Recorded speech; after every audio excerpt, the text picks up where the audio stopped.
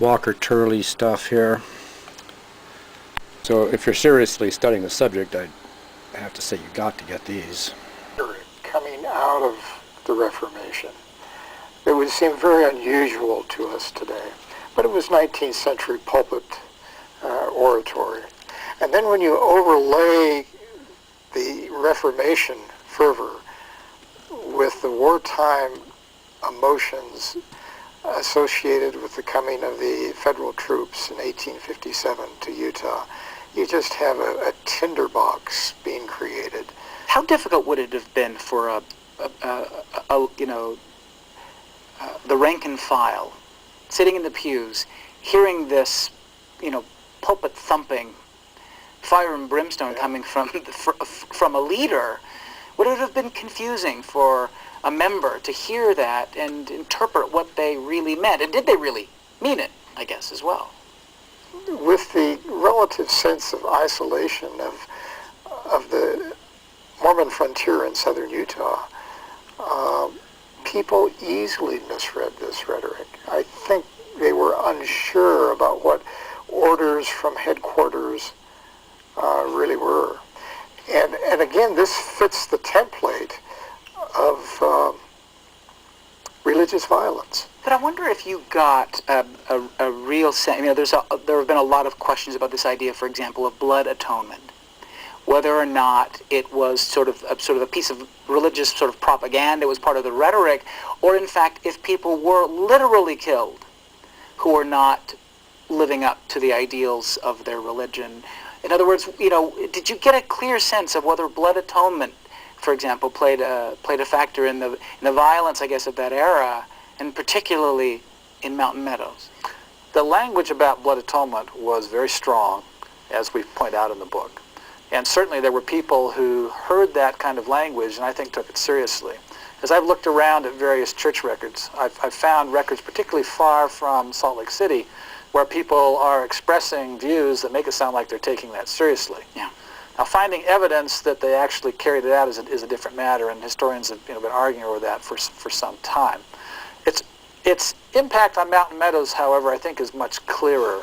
The concept of blood atonement as it was preached at the time was this notion that there are certain sins that a person could commit for which they could make no real restitution except giving their own lives. Murder would be an example of that. There were other crimes, some sexual crimes, sins were put in that same category at the time. Mountain Meadows, however, represented something entirely different. And I think people who have tried to ascribe Mountain Meadows to blood atonement have missed the whole point of all the blood atonement rhetoric. That was paying for your own misdoings, your own wrongs. There was no transference of that to other people. One of the principal tenets of the church's belief system is that men will be punished for their own sins and not for the sins of others. So this idea that somehow innocent men, women, and children were somehow paying for the sins of others just doesn't fit within that time frame. About James Haslam and the ride he makes in September of 1857. Before we do that, I would just like to say... A large company on the road just up the trail from the company that was in siege at the Mountain Meadows. And there was the distinct possibility that members of this other company or other immigrants on the trail would come riding into the Mountain Meadows, right into the midst of this siege situation, and see what was going on. So I think the people who made the decision to go forward with it were eager for a cover-up. They knew that their cover-up might be blown by these other immigrants coming in, and so they just decided to take action on their own, probably hoping against hope that when the letter arrived from Brigham Young, it would cover what they had done, and in fact, it did not. It's one of the most indicting, the fact that these men did not wait for the letter. Clearly they didn't want to hear from Salt Lake. There are those who say nothing occurred in the Utah Territory in the 1850s without the direct hand of Brigham Young involved. Certainly nothing of this magnitude. So there is that suspicion, there is that deep-seated conviction that somehow Brigham must be involved. And any smoke on the horizon is viewed as the smoking gun that's in Brigham's hand. It's my belief, certainly, that no faith-believing Mormon can ever accept that Brigham Young had any prior knowledge of the massacre or had anything to do with ordering it. And parallel to that, I don't think it's possible for any of the rest of us to believe that the Mountain Meadow Massacre could not have been a product of Brigham Young and the leaders of the church at the time.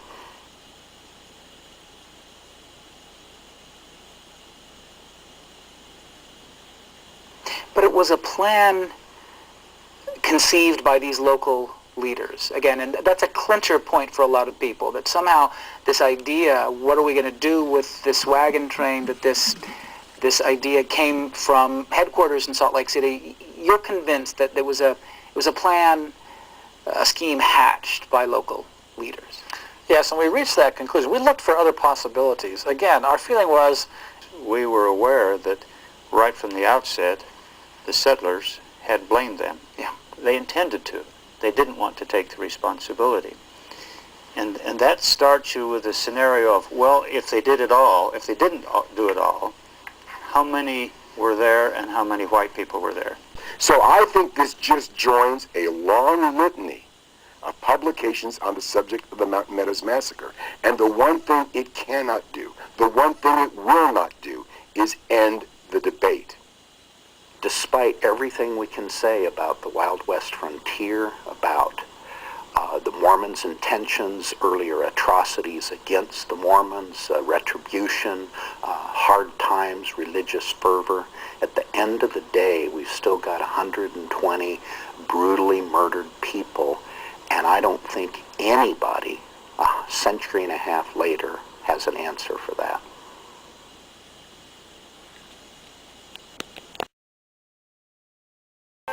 They met halfway. Haslam handed Haight the unsealed letter from Young directing him to let the immigrants go in peace. Well, the moment is a moment of understatement. That's how we end the book. That moment of despair that Haight feels really sums up everything that had gone on for the last 5 days. Haight took the letter, read through it, and broke down. For half an hour he sobbed like a child and could only manage the words, "Too late, too late." You're judged by your fruits. You're judged by the product. And we're waiting for the jury to render its verdict.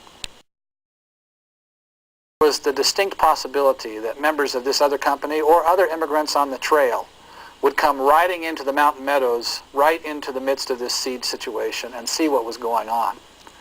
So I think that the people who made the decision to go forward with it were eager for a cover-up. They knew that their cover might be blown by these other immigrants coming in, and so they just decided to take action on their own.